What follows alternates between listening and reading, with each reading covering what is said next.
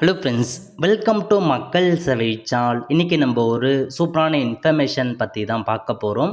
அதாவது GPay, PhonePe, Paytm போன்ற UPI செயலி பயன்படுத்துகிறீங்க அப்படின்னா செப்டம்பர் 15 முதல் ஒரு முக்கிய அறிவிப்பு வெளியிட்டிருக்காங்க. இதுக்கப்புறம் உங்களுக்கான நீங்கள் டிரான்சாக்ஷன் பண்ணுறதுக்கான லிமிட்டை பார்த்தா உயர்த்தி அமைச்சு அறிவிப்பை கொடுத்துருக்காங்க.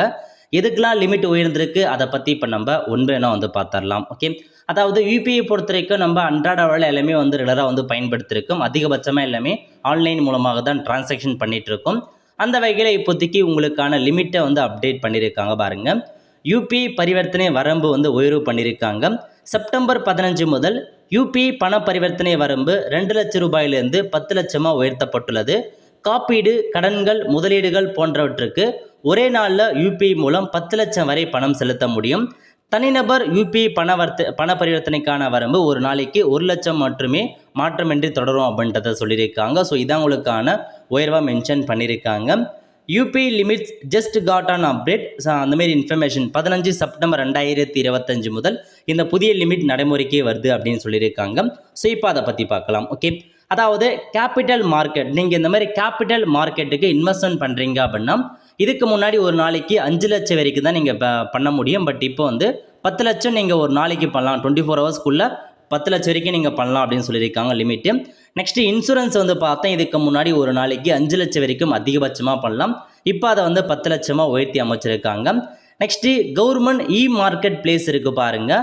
அந்த மாதிரியான ஒரு பேமெண்ட்டுக்கு இதுக்கு முன்னாடி 5 லட்சம் இருந்துச்சு ஒரு நாளைக்கு. இப்போ 10 லட்ச ரூபாயாக மாற்றி அமைச்சிருக்காங்க. ட்ராவல் சம்மந்தப்பட்ட ஏதாச்சும் நீங்கள் பே பண்ணுறீங்க அப்படின்னா 5 லட்ச ரூபாய் இருந்துச்சு இது மாதிரி, இப்போ 10 லட்சமாக உயர்த்திருக்காங்க. கிரெடிட் கார்டு பேமெண்ட் ஏதாச்சும் நீங்கள் பே பண்ணுறீங்க அப்படின்னா 5 லட்சம் இருந்துச்சு, இப்போ அதை 6 லட்சமாக உயர்த்திருக்காங்க. கலெக்ஷனுக்கான அமௌண்ட் இருக்குது பாருங்கள், அது 5 லட்ச ரூபாய் நீங்கள் பேமெண்ட் பண்ணுற மாதிரி இருந்துச்சு இதுக்கு முன்னாடி, இப்போ அதை 10 லட்சமாக உயர்த்தி அமைச்சிருக்காங்க. ஸோ ஜுவல்லரி ஏதாச்சும் பேமெண்ட் பண்ண போகிறீங்க அப்படின்னா இதுக்கு முன்னாடி 2 லட்சம் இருந்துச்சு ஒரு நாளைக்கு, இப்போ 6 லட்சமாக மாற்றிருக்காங்க. பிஸ்னஸ் மெர்ச்சண்ட்டுக்கு பார்த்தா ஒரு நாளைக்கு 5 லட்சம் மட்டுமே அது கண்டினியூவாக தொடருது.